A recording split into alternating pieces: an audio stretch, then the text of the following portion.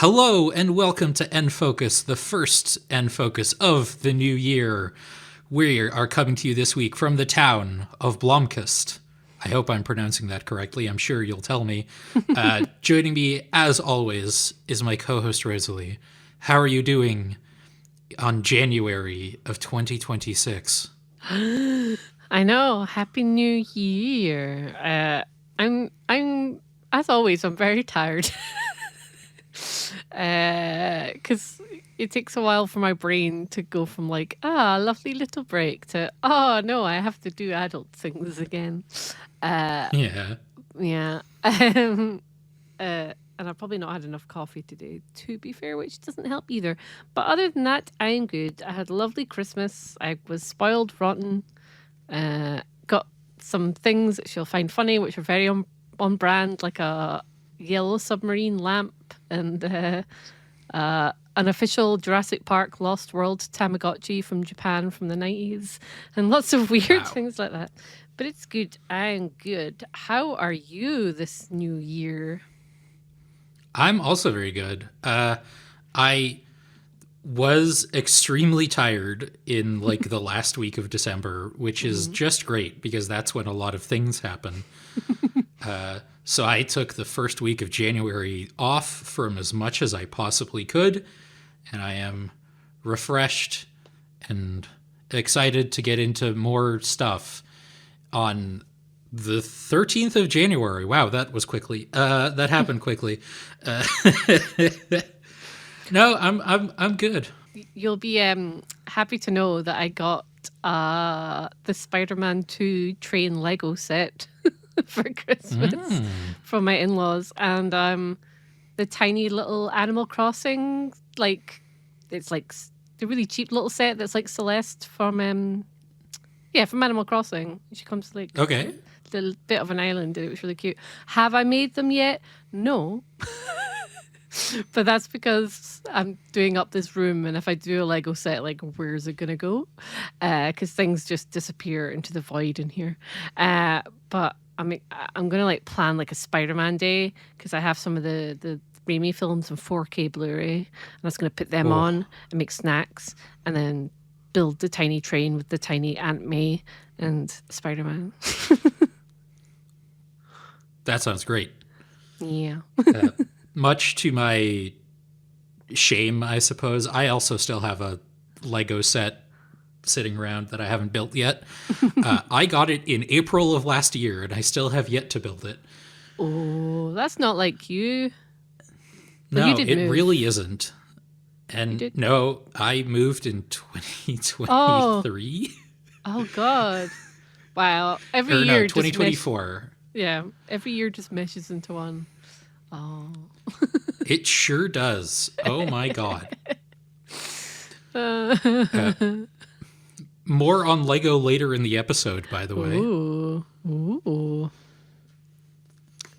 Other than that, things have been going well. I had my favorite type of New Year's celebration, which was I ate a lot of fried dough covered in powdered sugar and went to bed at 10 p.m. It was great. I'm a fireworks hater. I've never liked fireworks. And our country might be banning fireworks for the foreseeable future, which is A-okay with me. This was something that's like sort of been being considered at the moment. And the fact that in the most recent New Year's celebration, a historic church in Amsterdam caught fire because of the fireworks. Oh, no.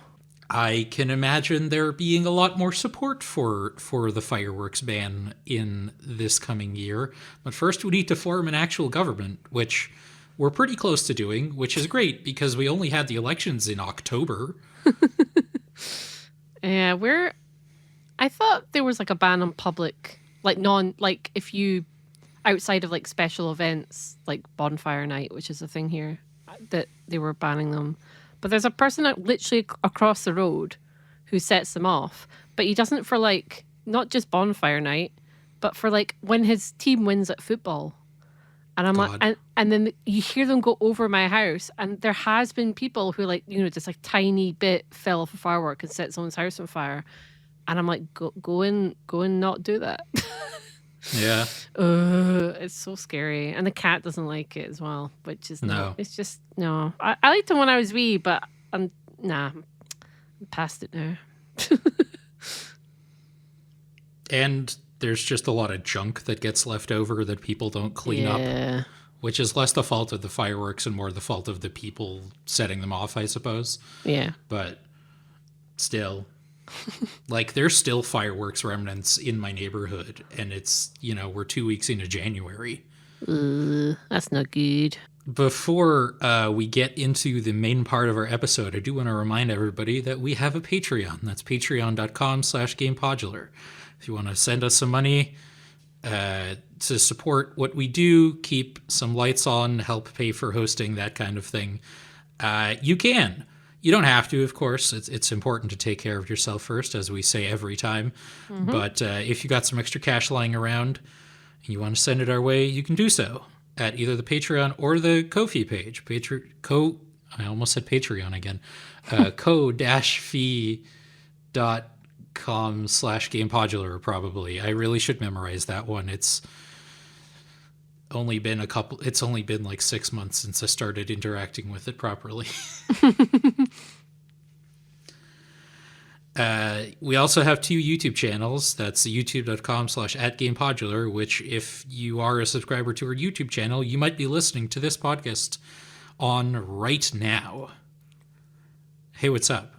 Leave us a comment and say what how your New Year's went.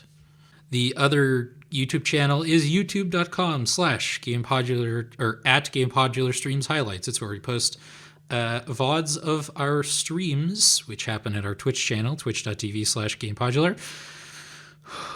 I feel like this spiel gets longer every time I do it. Anyway, we started up a series of a randomizer modded Hollow Knight run.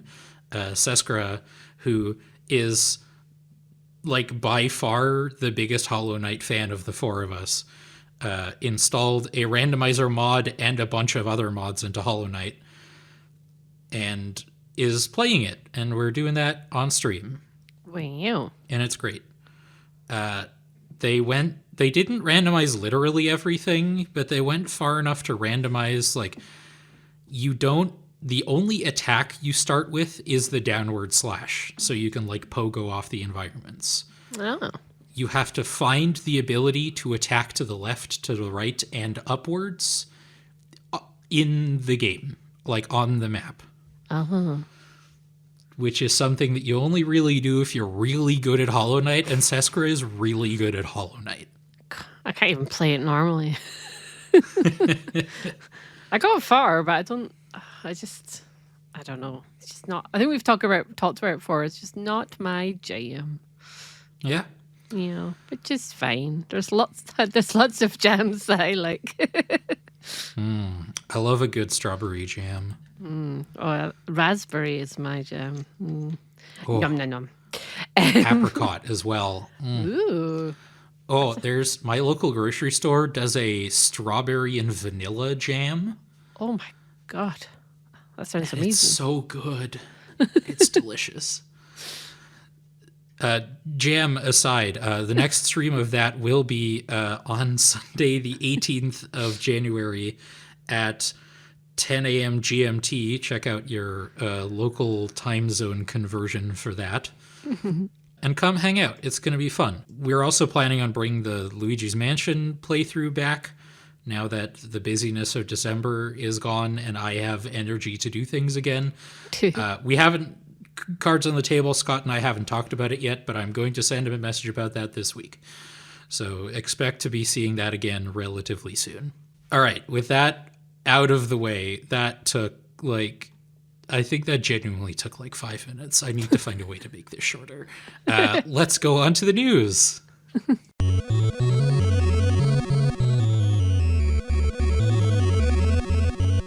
Our first news story is new NSO games. To start the new year, specifically one new NSO game for the GameCube, it's Fire Emblem Path of Radiance. I have not played this because I don't like Fire Emblem games.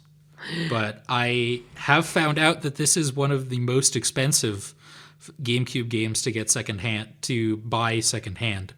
And so having this on NSO is a real boon for a lot of fans. Yeah, it's like around, you can get it for like 150, £200 on eBay here, Yucky.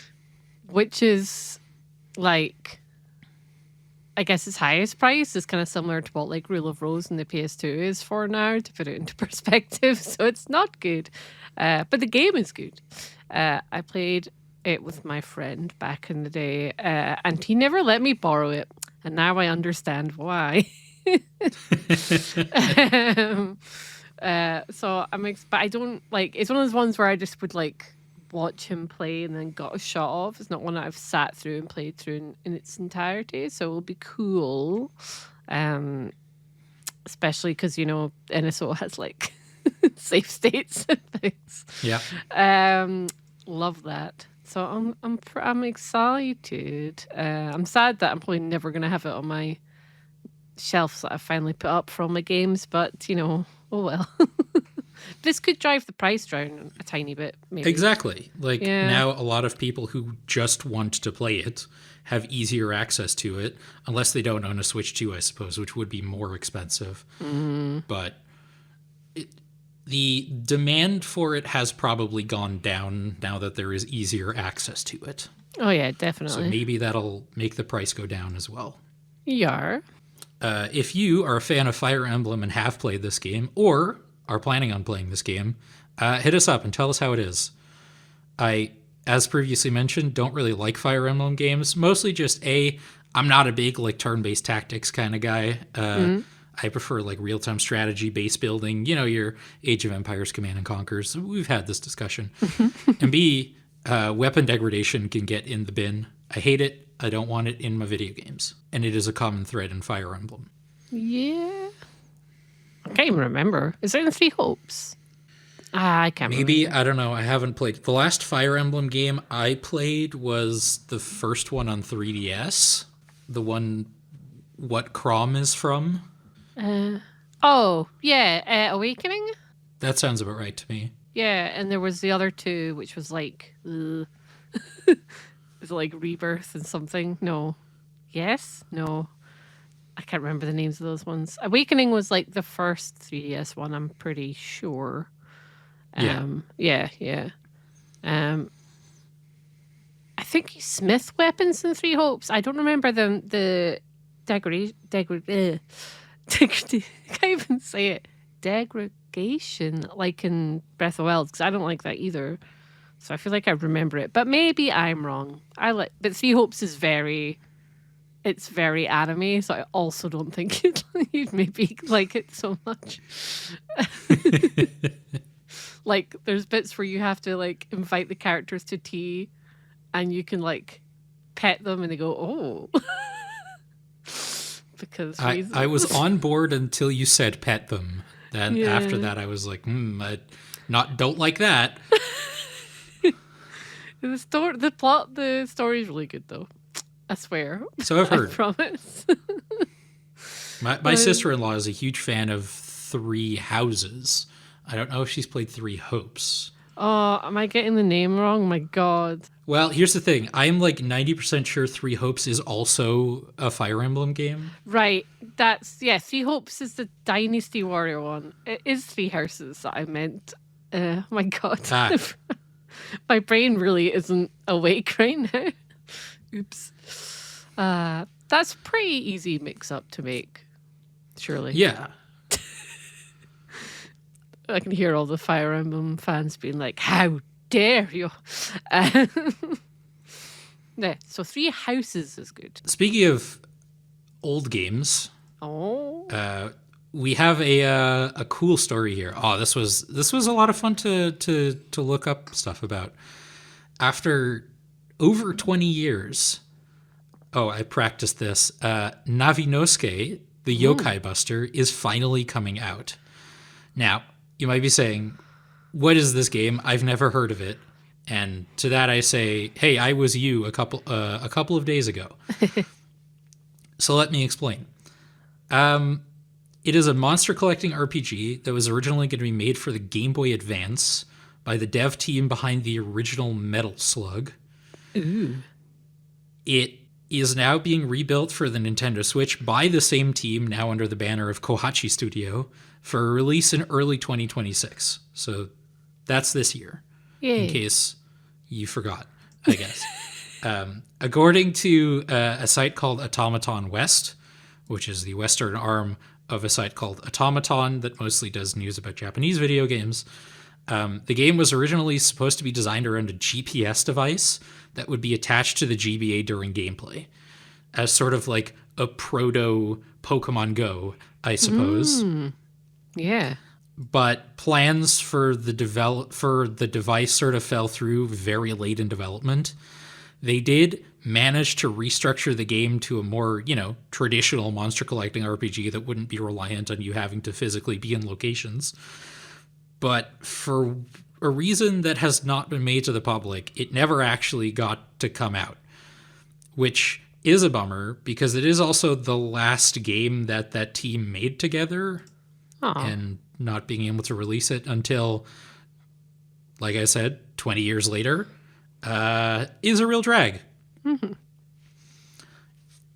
I looked at the trailer they posted. The pixel art is, as you would expect from the Metal Slug team, absolutely gorgeous. I love the world is kind of weird in terms of like the mix of traditional Japanese and sort of higher level technology that it has. I'm actually quite intrigued by this game. I might end up picking it up at some point. The problem is, it's a real good time to be a fan of monster collecting RPGs right now because Pokemon Legends ZA came out late last year. Mm-hmm. The DLC for which also came out even later last year. Around the same time, Digimon Story Time Stranger also came out. Mm. And Monster Hunter Stories 3 is coming out in March. And I have an inkling you're going to be playing that one. You would be correct. Yeah, so again, this doesn't have a more specific release date than early 2026, which to me reads like April at the latest. Mm-hmm. But if it's April, like I'm still going to be playing Monster Hunter Stories 3 in April, so I probably won't get this on release. But I am very happy that it is actually coming out because it looks really cool. Yeah. And an artifact of gaming history like this actually getting to see the light of day is always a good thing. Yeah, it's really unusual too, because normally it'd be like a fan-made thing that finishes it, but the fact it's like the original team is very, very, very cool. Yeah. Or they'd get the original team to do like a spiritual successor. Yeah, exactly. your bloodstained Ritual of the Knights and your Mighty Number Nines. Oh no. Oh dear. I love clowning on Mighty Number Nine at every opportunity. Yeah, I just have that trailer in my head. It makes you as embarrassed as an anime fan on prom night? It doesn't make any sense. I don't understand. There is an episode of Game Podular Unfocused where Scott and I talk about Mighty Number Nine. I recommend checking it out. It's very funny. Scott actually played it. Oh, wow. Yeah. Couldn't pay me to play it, to be honest. Fun fact, he was one of the Kickstarter backers. Oh, no. So go check that episode out. I don't know off the top of my head which one it is, but if you go to our website, gamepodular.com, and use the handy-dandy search function, you will find that it is episode number 4. Game Podular Unfocused number 4, turning up to 11. Featuring other games, Assassin's Creed Valhalla, Mega Man 11, Power Wash Simulator, and Sonic 4. Ooh. Yeah. Glad to hear this game is coming out. I'm looking forward to being able to experience it at some point. Mm-hmm. Now, cast your minds back to last year, where Nintendo made two announcements in relatively quick succession of two programs that they were ending. The first is the Gold Coin program, which it has now conclusively finished, and the other being the Game Vouchers program. As a reminder, that is ending at the end of this month. So if you want to pick some up, do so before January 30th. I don't know why it's the 30th and not the 31st, but I'm sure there's some sort of technical reason for it. Vouchers you buy will be valid for up to a year, and as a way to let people like use the vouchers they still have, they will still be adding games to the program even after the vouchers are no longer available. That's good. But those will not include any Switch 2 exclusives. Yeah. I want to give a shout out to a good organization doing good work for charity. If you're listening to this, you probably already know them. It's Awesome Games Done Quick. They finished their most recent event this past weekend with a speedrun of Pokemon Emerald by ADEF in 3 hours, 12 minutes, and 18 seconds. I'm shouting this out, A, because they raised a total of $2,443,554 US dollars for the Prevent Cancer Foundation. Whoa. And B, because it was a very fun speedrun. I admit I only watched about an hour of it, but the gimmick of it is that people watching the show in chat could send in money to vote for specific Pokemon, and then after every gym leader and every Elite Four member, speedrunner ADEF had to switch to that Pokemon to be his main. Oh, that's cool. Yeah. So, naturally, he went into the first gym fight with a Magikarp. Amazing. It was a modded game. It had some like quality of life mods, including like removing like the plot battles with Team Aqua and Magma. You have the Mach Bike from the very start of the game, and the ability to make the text go extremely quickly. I feel like I keep saying this, and yet we keep talking about speedrunning. I'm usually not a fan of speedruns. I would recommend checking this one out, because not only is it a speedrun by someone who really knows what they're doing, he is also just like a good entertainer. Oh, I like that. And so the aspect of the chat being able to donate money, it adds a sort of interactive element where he gets to where he's interacting with the crowd. He's making a big performance out of it. He's not just locked in looking at a video game screen the whole time, you know? It's just a fun show. I recommend it. Do you, I know we've talked about speedrunning a bunch before. Did you even know you could play a Pokemon game this quickly? I knew that there's some like things that people do, because like I got really deep into really weird speedruns for a while. Like there's someone I follow on YouTube who just does Kingdom Hearts randomizers.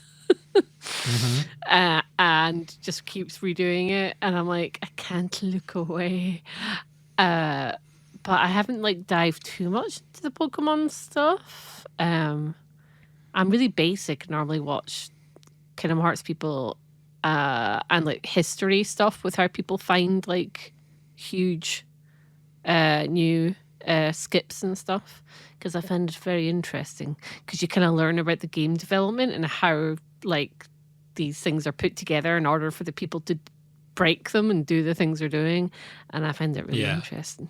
Because like I think I've mentioned it before, but there was like a huge, this is like a few years ago now, huge Wind Waker discovery where you have to like, someone's going to be really annoyed because I'm going to explain this wrong. You had to like open up the menu while you're like on this exact point on the bridge when you're in Hyrule, and then you could like skip half, like a massive chunk of the game. But the way that people had to work it out is like, it's free time I wish I had.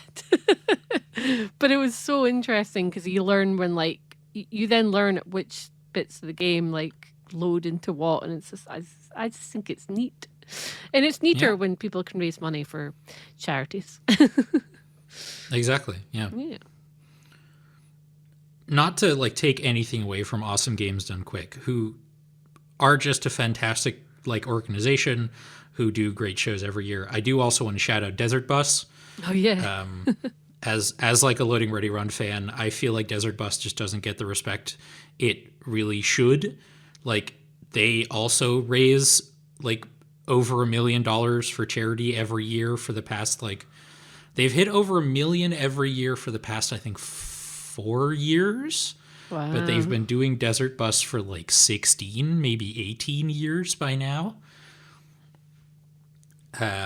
And that happens every November. And if you like, it is sort of a different vibe from Awesome Games Done Quick, as because they are literally playing Desert Bus from from the Penn and Teller game collection. So the actual gameplay of Desert Bus is arguably the least important part of the Desert Bus event. Because they do like game shows, quizzes, like improv comedies, skits. They get like really funny and talented and interesting people from all over the world. Dan Olson has been a guest on Desert Bus the last 2 years. He told a very fun story about a wedding in Decentraland. Go check it out. They raise money for charity as well. That's not until November. We still got Summer Games Done Quick until then. Oh yeah. I don't know when that starts, but presumably the summer. Although it would be very funny if it was like, Southern Hemisphere summer, so they start like tomorrow. Oh no. Actually, it's freezing. So actually, yeah, please. This year we're hosting Summer Games from Done Quick on January 18th in Brisbane, Australia.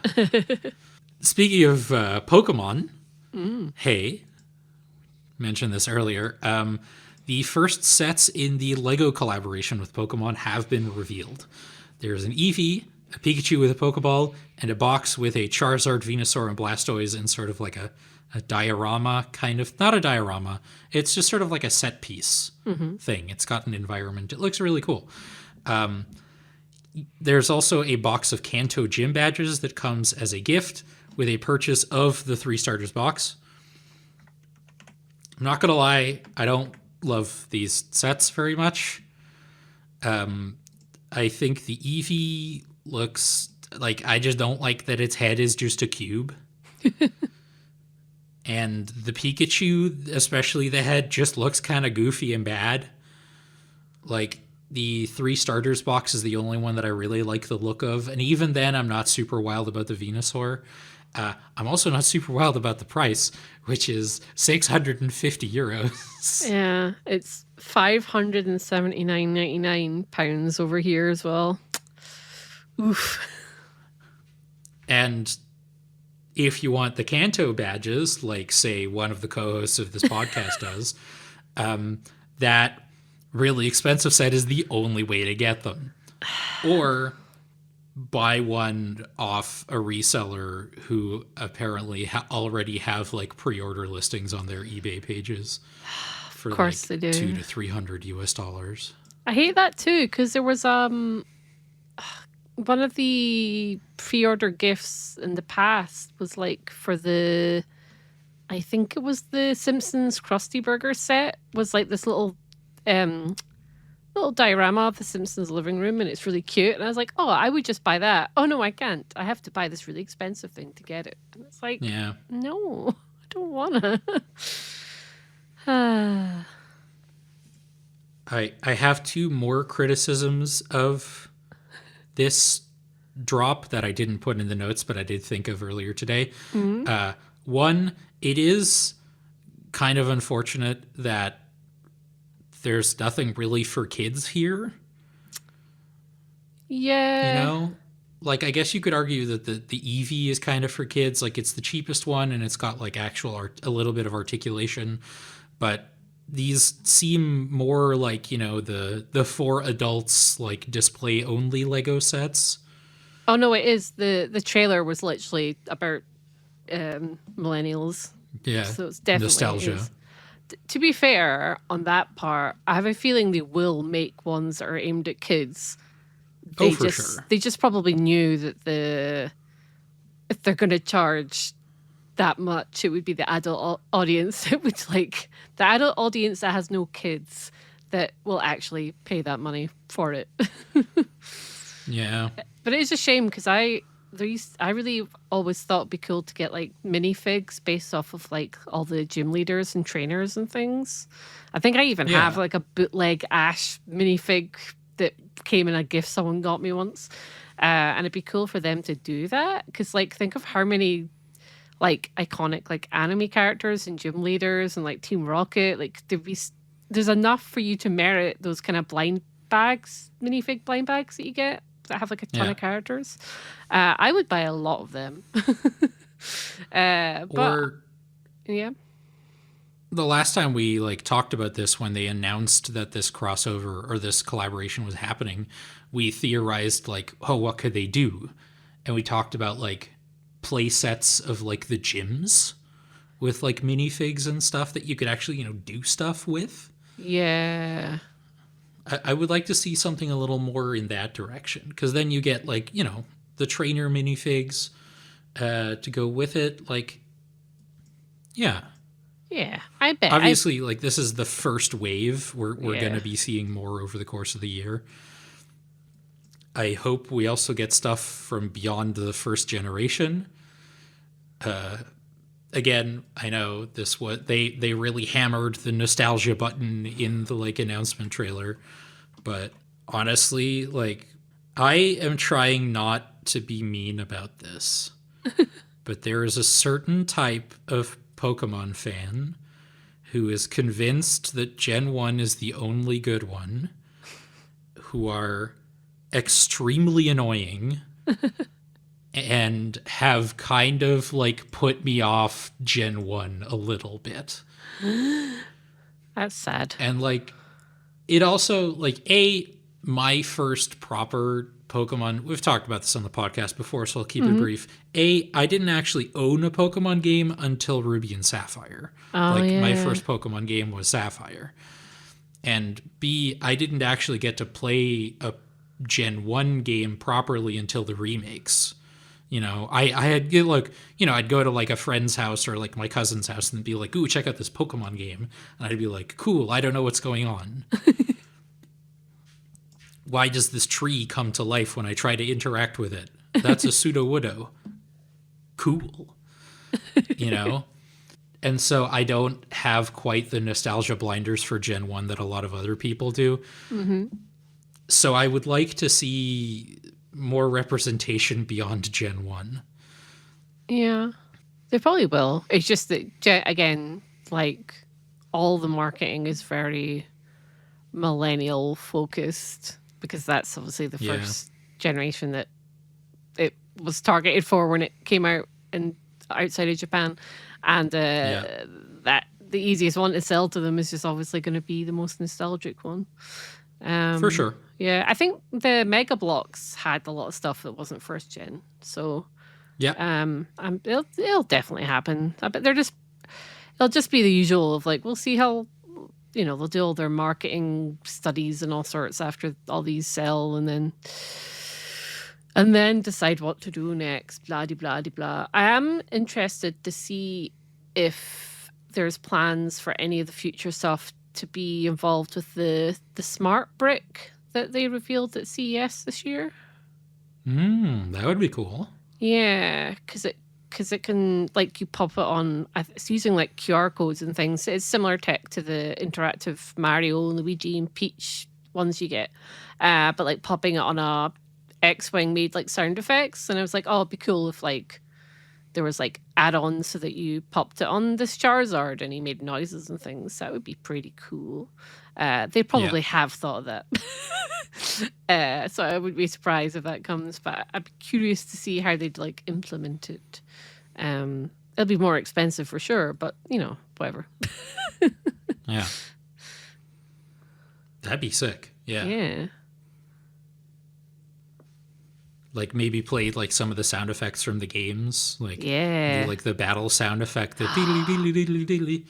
Oh, yeah, because that makes sense. Because remember the big Bowser, and when you like jump Mario off of certain points, it makes noises like he's getting hit. Like for Yeah. Pokemon, that would make so much sense because you could actually just have Pokemon battles, but in Lego. Yeah. That'd be really cool. I bet So, again. I bet Nintendo, because I know you personally listen to our podcast, our freelancing rates are very available if you want more ideas like this. maybe maybe I should just get into toy design. I just want to do that. No, I've become too strong. That I think I'm fine where I am.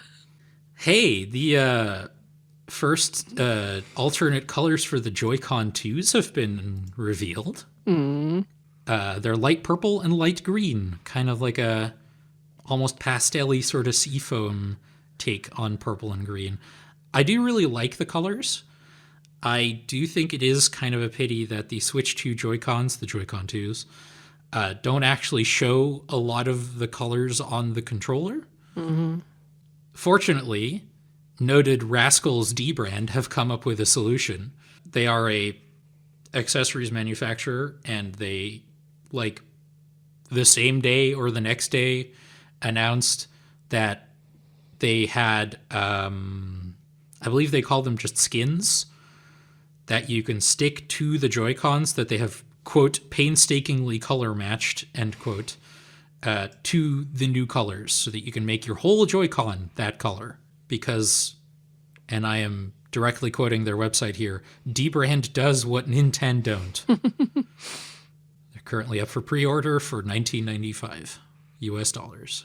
Yeah, they have other ones too, but these are like essentially fancy stickers for anyone. They're not like new chassis for anyone that's like, oh, I'm interested, but I can't apply stickers. They might not be for you. You have to like heat them up as well, like heat up the sides. But they do have tutorials and things to follow. I actually have some of their other ones. I have not used them yet because I only have one pair of Switch Studio icons, and I don't want to mess them up, as it were, just in case.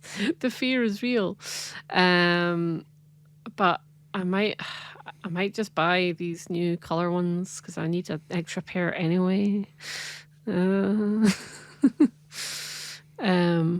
It's also worth saying there was also like there was also a purple and green set on the original Switch. It was just like pastel purple and pastel green, I think they were called. So it's obviously a little homage. But yeah, I'm hoping they actually, I've said this a million times before, I really hope they just release like more like, the Skyward Sword Joy-Cons. Yeah. Just release ones like that. Like if there was Donkey Kong Bonanza Joy-Cons for the Switch 2, I would buy them like right now. Metroid ones, yeah, like hell yeah. Why are they not? That's printing money. Do that instead, or as well as, because it's been seven months since the Switch 2 came out. I want to see more stuff that I can buy. But yeah, I'm hoping they will. There must, there must be. Please, isn't there like a big? Is there a big Zelda anniversary this year? No. Yes. I think so. I know there's a big Pokemon anniversary this year. Oh yes, that could be what I'm thinking of.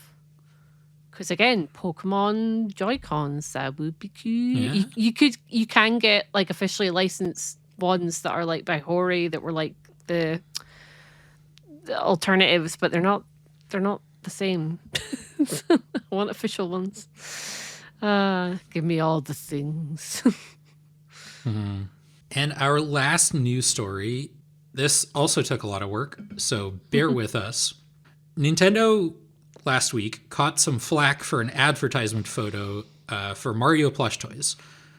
Looking like, emphasis on looking like, it might have used generative AI to make it. Now, I hate like putting a site on blast because we're all colleagues here, but I feel it is important to point this out, to go back to the source, as it were. As far as I can tell, in the research, because cards of the table, this happened in the week I took off, so I was not online that much. I read all of this like after the fact. So it seemed to stem from an article from The Gamer that was based on a Reset era thread that claimed that AI was being used because the thumb of the model that was holding the Mario plush toy was bent strangely. Now, as far as proof goes, that's pretty weak. This spread across the internet very quickly. One of the models who was in the campaign, not the one in the photo, posted on Instagram that no AI was used, and IGN later reached out to this model to discuss, like, hey, there was a casting call for this. A lot of us, like, brought our own families to this because it was, like, parents playing with these toys with children. Mm-hmm. This model also just straight up this model being Brittany Omia Sinclair, saw the model in question from the photo that was controversial. They didn't, like, meet or anything. She just saw her in passing. The article has since been updated with a link to a Nintendo Life article that has more accurate information. Now, I have some notes. Posting something without seemingly any kind of fact-checking is just irresponsible. Like, I understand that the rapid rise of generative AI is very frustrating, but you have to actually do a lot of research, which is very hard in some of these cases, and I understand that. But throwing out an accusation like this carries a lot of weight behind it, right? Mm-hmm. And even when an accusation like this is untrue, it is going to stick in people's minds, some people's minds, which makes it even more important to have actual proof here. Mm-hmm. And again, we are not generative AI likers on Game Podular, but I will admit the, like, for lack of a better word, witch hunt around it has just been exhausting and not always pointed in the right direction. Like, this ad campaign, for instance, again, we don't want to lick Nintendo's boots here, but we have to report the facts as they are facts, Let's redirect the energy of, hey, this maybe could be AI because double-jointed people, I've never heard of those. Let's direct that energy to ARC Raiders, who have straight up said that they use generative AI like text-to-speech to pay their voice actors less. Instead of getting them to record all of the lines, they just recorded some of them and then used that data to generate the rest. Yeah. Let's talk about that instead. Do you have anything more to add to this? We did have a discussion about this before, like while I was writing the notes. I know. So I was wondering if there was anything else you wanted to add. Yeah, the only thing I was going to say, so, like, this also comes off the boots of the whole Larian Studio, the devs of Baldur's Gate 3, talking about how they use AI. And I have the CEO specifically. Yeah. I wouldn't be surprised if Nintendo does use AI in the same way.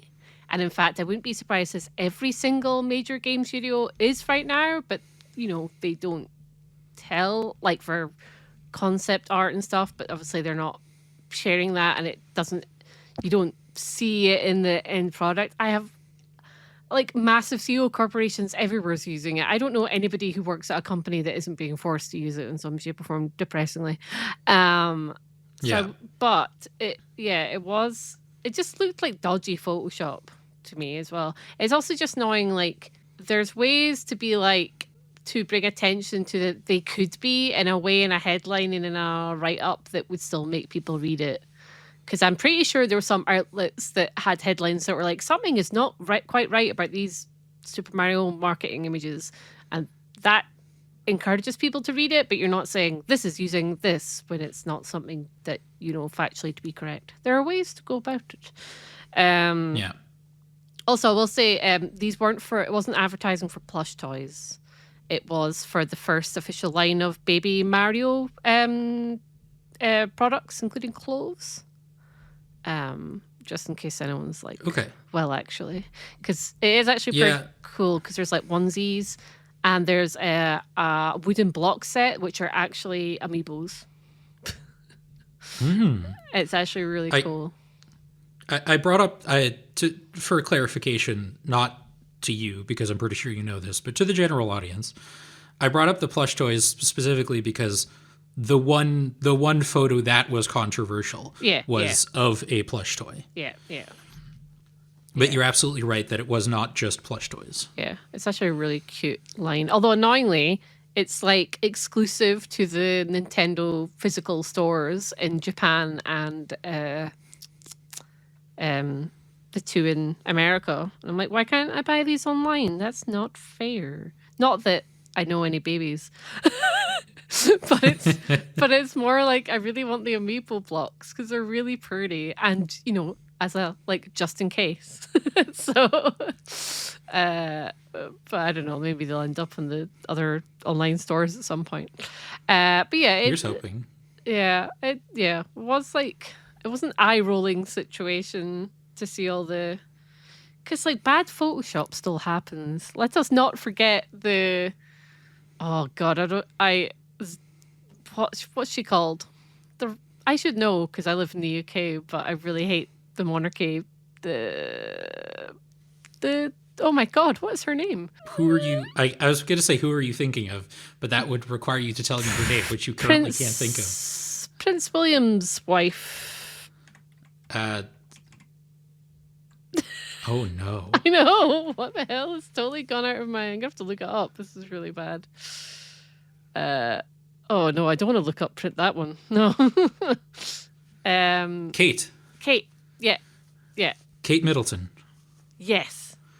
Because it was a really weird Photoshop images that she uploaded on her social media. Yeah, that looked like she had like really long arms or something. Was that the one? Yeah, I think there was like a hand that didn't belong to anybody. It was really, really weird. And then they like denied they were photoshopped when it was really obvious that they were, and it was these things still happen. Oh yeah, this was a whole thing where people were like, this also got spun like way out of proportion of like, is she okay? If they're using clearly photoshopped images of her, there must clearly be something wrong with her. Like, although to be fair, God. she was ill at that point though, like publicly. Okay. So yeah, people suspected that she had passed basically. Which actually there is a history of, not to get too off topic, that the royals do not share when people have actually passed, which I know because I know people that anyway.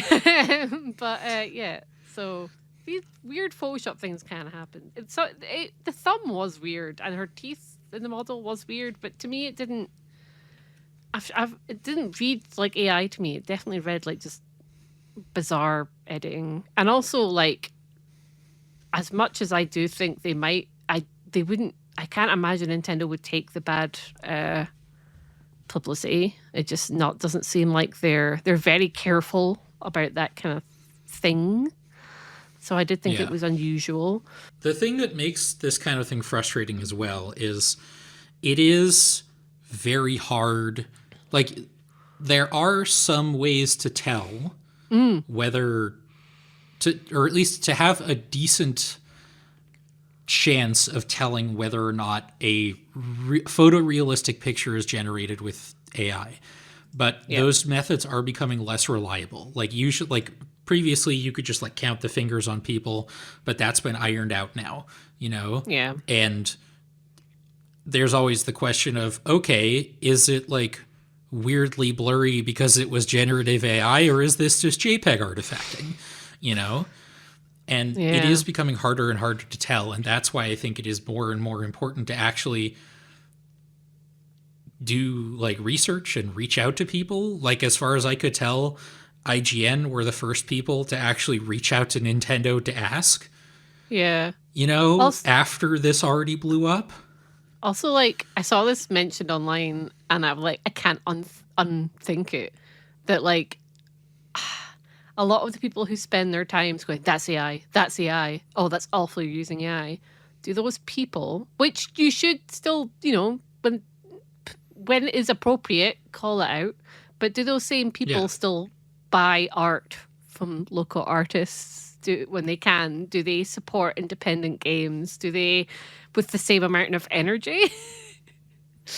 Because it's the same frustration I had when people were moaning about that you should give up Spotify, and there's so many people that just nonstop on social media over the Christmas period were like, "Yo, people who use Spotify are disgusting," and there are people who I have never seen share local bands playing, never support the industry in any way. Like, you can't just call out bad stuff all the time. Do positive things. Make a change when you can in other ways. Be the change you want to see in the world. Don't just tell people about Bandcamp Fridays. Actually buy things on Bandcamp Friday. Yes. And you don't have to have money to do that. It can just be a thing of resharing art online that you like or that kind of thing. It doesn't take a lot of energy. It just annoys me. But it's an annoying time because I can never just look at fan art now and like go, oh, that's pretty. I have to like examine every like part of it, and that's not fun. But yeah, it was bizarre for sure. As much as we would like it, vibes are not evidence. No, they're not. While it isn't like fully transferable, I am reminded of a YouTuber I like called Mini Minute Man who does videos on archaeology. And he does a lot of debunking of pseudo-archaeology and like archaeological conspiracy theories and scientific conspiracy theories. And one of the things he repeatedly has to say is, it looks like is not proof of anything. Mm-hmm. Like, he did a YouTube short like a couple days ago about he was reacting to some other guy who was like, here's a picture of Ayers Rock in Australia. And here's a picture of a meteor crater somewhere on the other side of the world. They look pretty similar, huh? Does this mean that this meteor impact made Ayers Rock and pushed it out of the ground? Like, no. That's not how energy transference works. The energy didn't pass through the entire planet and pop a rock out on the other side. Like, just because they look similar. I feel very strongly that these kinds of things should be backed up with evidence. Yeah. I don't know. That's just a crazy thing about me that people should, back up the things they claim. I don't know. Those like AI detection things do not work. No. So it is just like people having to like properly examine everything. And sometimes it gets stupid. There was a thing a few months, maybe a month ago, in the art world, because I follow some like art drama YouTubers for whatever, because I hate myself clearly.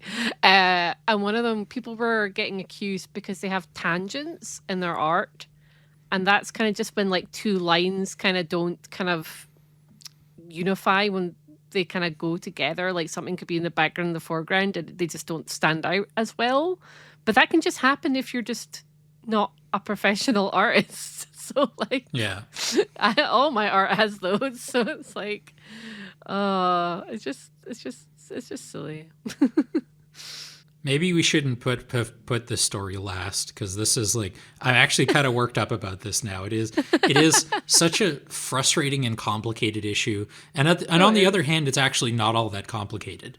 No. Like, in my humble opinion, generative AI CEOs love it because they're the kind of people who are not curious and don't want to learn new skills and think that the work that thousands of people do under them is basically worthless.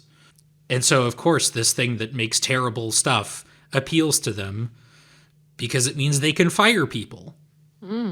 Because that makes the line go up, and that's all they ever think about, in my impression of them. And that's why, like, it has such a rancid reputation, deservedly, absolutely deservedly, that an accusation like this is something that you cannot throw around lightly. Yeah. Like, I do not claim to be a journalist. I have said this many times. I consider myself to be a critic, not a journalist, but I do, for the purposes of the podcasts and less so the streams, because that's very off the top of the head, stream of consciousness, basically. But at least for the podcast where we write notes and stuff, I do hold myself to the standards that everything is as accurate as possible. Like, I'm fact checking stuff. I'm reading multiple sources. I'm cross-referencing for this. And if we get something wrong, I will do my best to correct it, either in a subsequent episode or on social media. Like, and it annoys me that we are in a world now where, like, quotas exist and where journalists just don't often have enough time to do that kind of due diligence, but they need to write, like, for example, like 7 articles a day. And they don't always have the luxury of being like, okay, well, I shouldn't post this, but I don't have anything else, so I guess I'm not hitting my quota today, right? That means they don't get paid. Yep. And that sucks. I'm mad. I can tell. No, it is like, it's like a, what you call it, serpent eating its own tail scenario where all the badness just fuels everything, and it's rubbish. Not enjoyable. Also, because when you're hired to write stuff, you're having to be a sudden expert in a million different things. Like, I had to write about neuroscience the other day, and I was like, I don't know what's happening, and I had to, like, read up on all these things. And now I've been put on, like, science PR lists, and people are sending me, like, have you heard about this innovation in science? And I'm like, I didn't do that at school. I don't know what that is.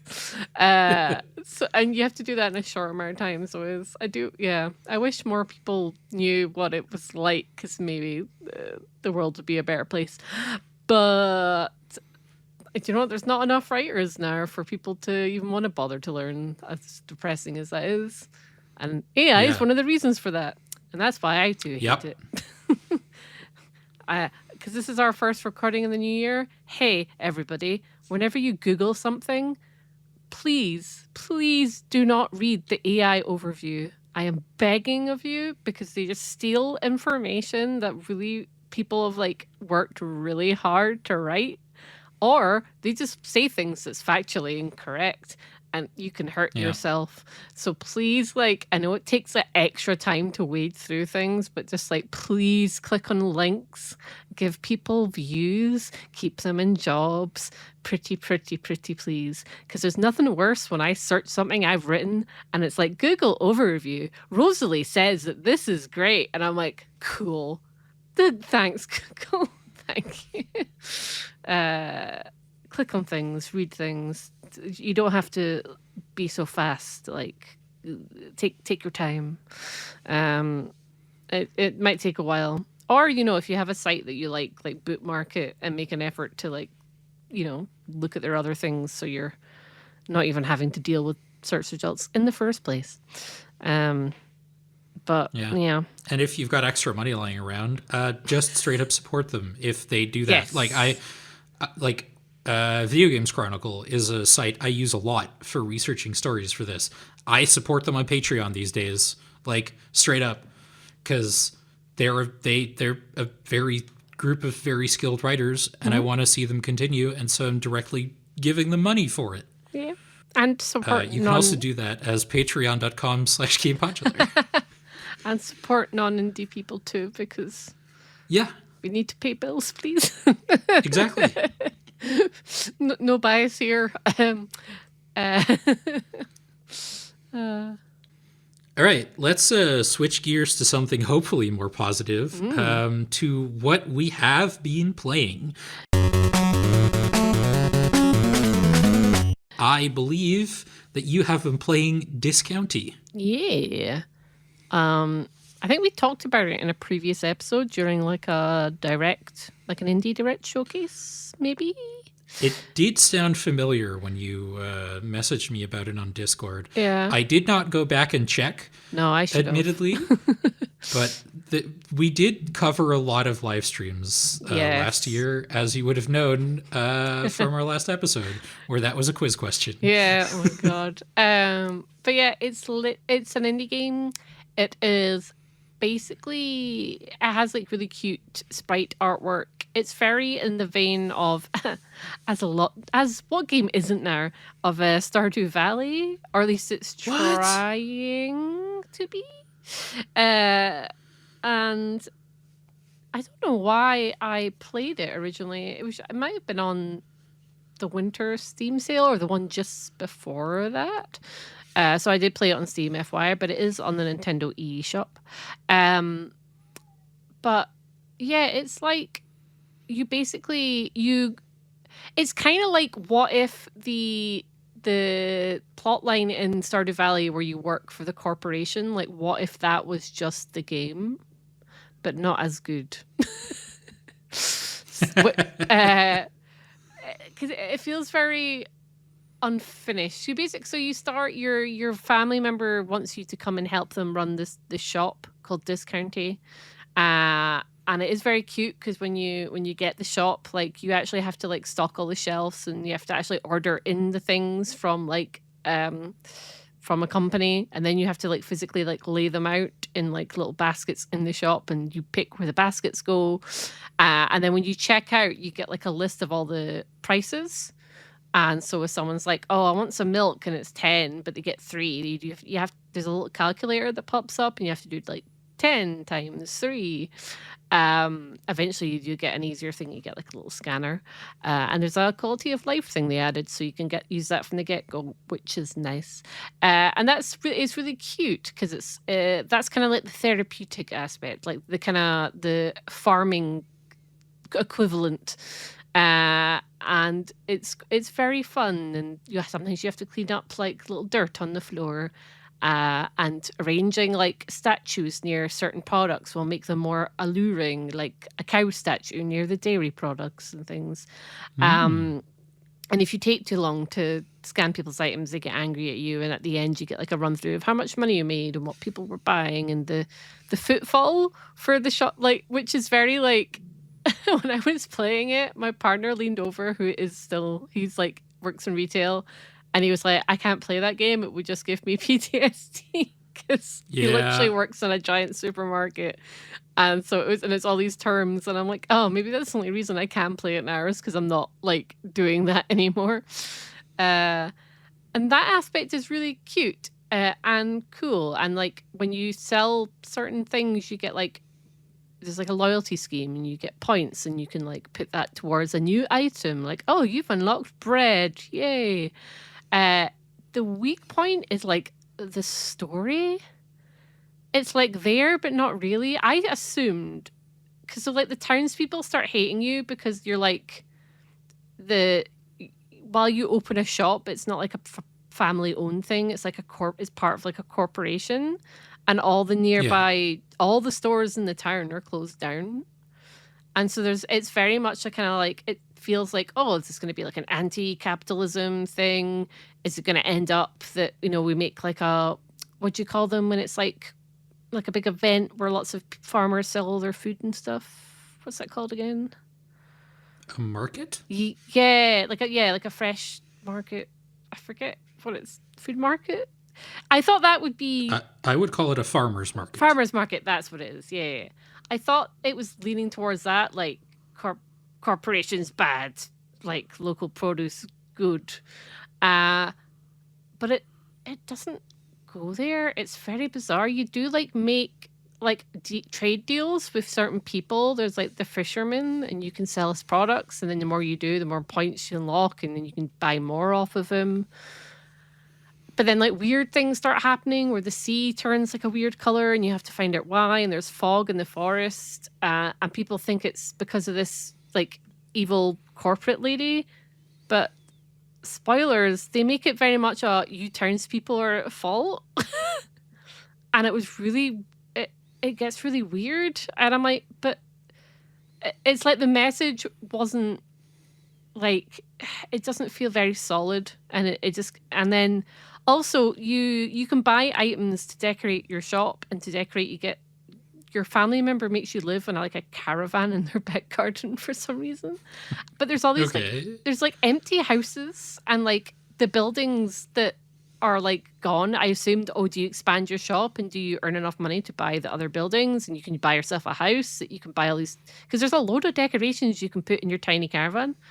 But no, the buildings, I've 100%ed it. The buildings just always are empty. You don't get a house of your own. It's very, it feels like they made half of a game and then forgot what to do with the rest of it, which is a shame because the sprite artwork is really lovely. Like when your character is just kind of like not T-posing, but just kind of static. They're kind of little, kind of like, they're very fluid, a little animation. The characters are really cute. There's like an old lady with a cat, but it definitely looks like a raccoon. And some people go like, you ask, is that a cat? And people are like, yeah, don't talk about it. And there's lots of like little bits of humor in it. And it's really, it's like they've got the building blocks of something really, really great, but it feels like maybe they didn't have enough time to kind of expand on it. Which is a shame, because I did start to get into like a rhythm of like doing people's shopping and making my shop all cool and stocked, and you later get someone to work there like restocking for you, so it gets a little easier. But yeah, it's just not, I think maybe, I don't know. I think it's a cool idea. It's not the first people to do like what if shop, but life sim game. No. I just wish it was expanded on a little bit more. It's not like an expensive game to get, whether you get it on the eShop or elsewhere. So it's not like I was like, oh, how dare. But I do wish it was fleshed out a little more. And then, to be honest, at the end of it, I just really wanted to play Stardew Valley. Not that I ever. That is the thing a lot of these things run into. It's weird to think just how good that game is, that because before we were recording, we were talking about a different game entirely, of how I was thinking didn't understand why it was on a certain pedestal. But with Stardew Valley, I totally understand, because it's just it's just very good. But it was nice to try something a bit different. I was just trying to, I'm trying to play more indie things lately, and that was one of them. So yeah, I don't feel like my time was wasted, but at the same time, it's just a bit disappointing it wasn't as fleshed out as I wish it was. It is kind of interesting how a lot of these quote unquote like cozy games are just like capitalism simulators, right? Mm-hmm. Either just capitalism simulators or, hello, I am doing a job. Yes. That's the game.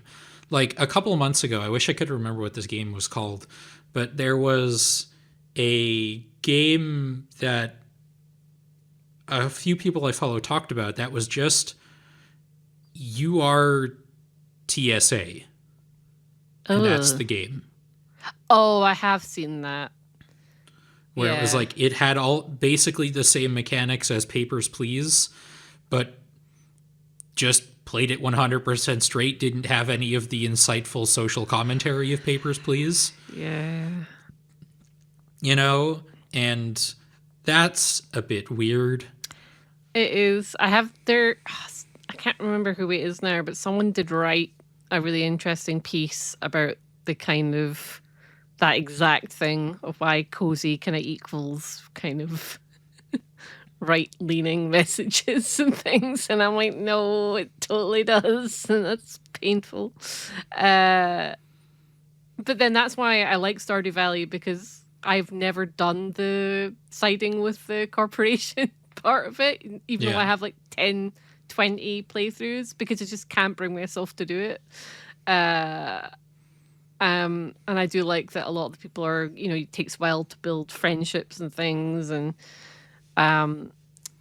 But yeah, no, the TSA thing, that's weird. I know there's like a silly one where you have to let people into a club, but it's like a VR thing and it's kind of a bit more humorous.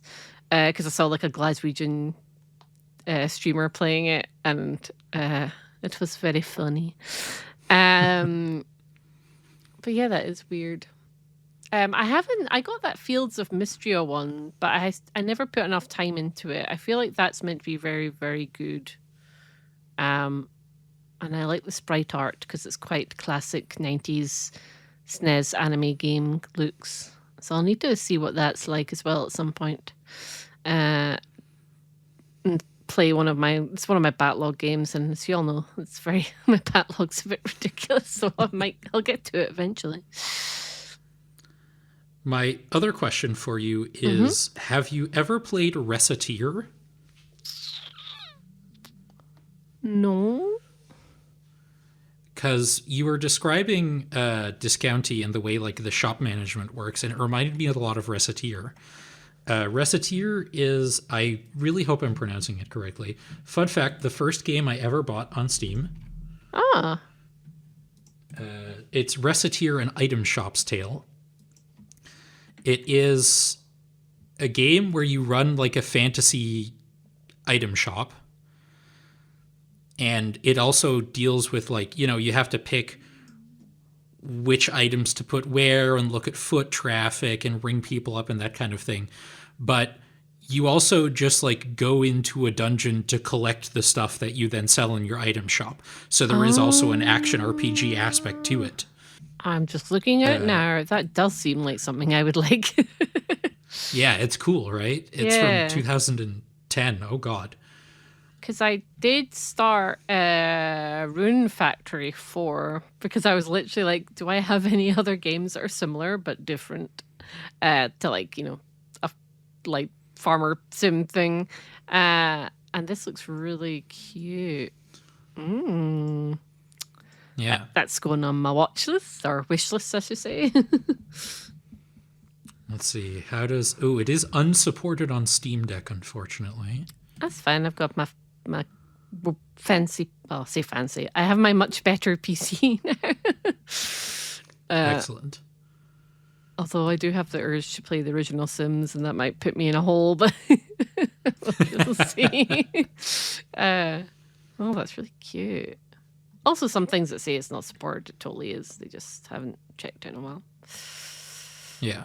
But yeah, no. Again, this game's from 2010, so... I will check that out.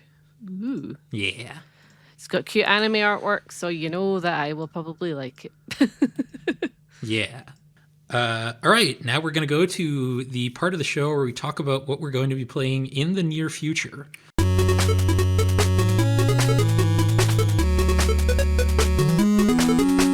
Mine is not different from what you've heard me. It's Pokemon Legends ZA. I will say, I hit credits on it earlier today, but there is still some stuff to do afterwards. So I am close to being done with it. I have not bought the DLC yet, but I will, because I didn't think it was logical to buy it until I had finished the main game. But now I basically have. So look forward to more thoughts about that soon. Although probably not on the next episode, because we're really hoping to do a full in-depth spoilerific discussion. And my co-host still has a bit of the game to go. Yeah, sorry. I did unlogically or illogically buy the DLC too before I finished the game. But in my defense, my work colleagues got me a nice Nintendo eShop gift card, and I was like, oh, this is the nice. thing. This, it felt like a no-brainer to get that. So yeah, just prepared, I guess. Yeah. How about you? So I started playing Battle Suit Aces, which is another indie game, which I also think we have also mentioned in a past indie showcase. It is. It's entirely possible. Yeah, it's by the same developer as Battle Chef Brigade, which has been mentioned on this podcast a few times because the old game's a banger. Yeah, the old host was a massive fan of that. And, to be fair, it's very good. I'm like 4 hours in, and it's very, very good. Not everyone's cup of tea, because it's quite visual. It's quite text heavy, a bit of the I love visual novel. But it's very, very, very good. And I'm very enjoying it. And I want to try and I don't think it's that long, although famous last words. So I want to try and finish that before Pokemon. But if it's taking too long, I will promise we'll go back to CA. You can hold me to Exciting. And also Animal Crossing New Horizons Switch 2 edition, right? Oh yeah, I forgot I put that. Yes. Oh yeah. So yeah, the Switch 2 update to New Horizons comes out on the 15th, as does the new update. So I was going to brave it and see what my island's like. It's going to be pretty rough because it's been 4 years or something since I last played it. I imagine a lot of people are in the same boat as you. Yeah. But it's cool because like the Switch 2 update adds like more people for the multiplayer, better graphics, and the content update adds like a little like a hotel resort that you can decorate. And as I mentioned, I got an eShop voucher, so I think the upgrade packs it's under £5, and for the Switch 2 version. And I'm like, hey, I have some money left over, so I'm gonna see what I'm probably not gonna I say that I'm probably not gonna give many hours to it, but I just want to see what's up. And my island's really boring though. It's not like all those cool ones you see online. But yeah, we shall see what it's like. I'm glad they're doing it. We'd rather they do a new thing. Yeah. But for considering how the other update is free and this one's really cheap, that's at least nice to see. So yeah, looking forward to that. Looking forward to hearing about it. Yeah. That's going to do it for the main part of our episode. Of course, stick around for the ending segments after this. Hit us up on Blue Sky and social media and YouTube. Drop a like, leave a comment, hit the subscribe button if you haven't already. We'll get into more of that at the end. But this was another very fun episode of End Focus. Thank you all for listening, and we will talk to you all next time. Bye-bye. Bye.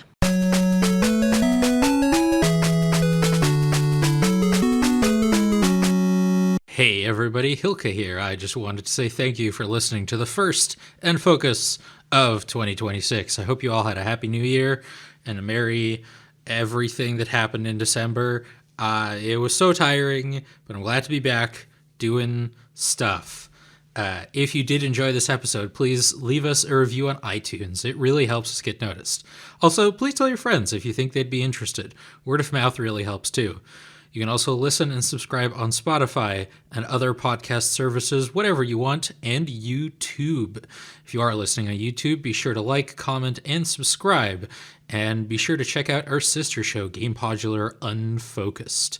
Follow us on Blue Sky and at GamePodular.com for updates, news, and other content. Links to all of our socials, including the Discord, the Mastodon, and the Blue Sky, may be found at our link tree. If you'd like to support our shows, you can buy us a coffee or become a patron on the Game Podular Patreon. The details for both are on our website. Thank you. This episode was edited by me. That's Hilke. That's me. And you can follow me at Gear12Turbo at kind.social on Mastodon or at Gear12Turbo.bluesky.social on Blue Sky. I was joined today by Rosalie, who you can find at littlerecordgirl.bluesky.social. Have a good one.